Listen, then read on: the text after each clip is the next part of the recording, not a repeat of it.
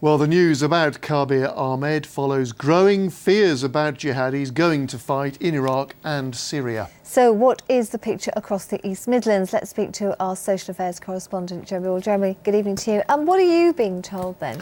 Well, I mean, this is so sensitive that the authorities can't talk about details really. But I understand they're concerned about dozens of people who've travelled from the East Midlands to Syria or to Iraq. Now, the real worry is that some of these people could be radicalised very quickly, sometimes online, and this isn't a difficult journey. You can pop down to East Midlands Airport, you can pop on onto a holiday flight to Turkey, and then it's a drive to the Syrian border, so it's not difficult. The man in charge of counter-terrorism here in the East Midlands is Peter Goodman. We're concerned about the impact on those individuals who might go out there, who will see terrible things, be involved in a war zone, and it will probably change them forever. And it might well have an impact on their conduct when they come back. So we are very concerned.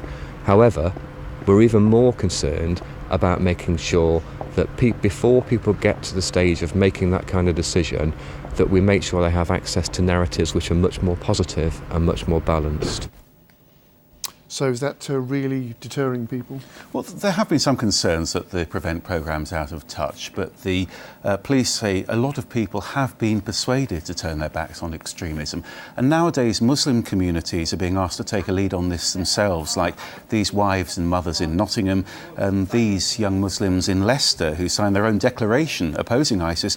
This is all quite controversial, though. Some Muslims are worried their whole community's being blamed for the actions of a tiny minority. And there are others worried that aid workers who are trying to help the victims of war could end up being criminalised.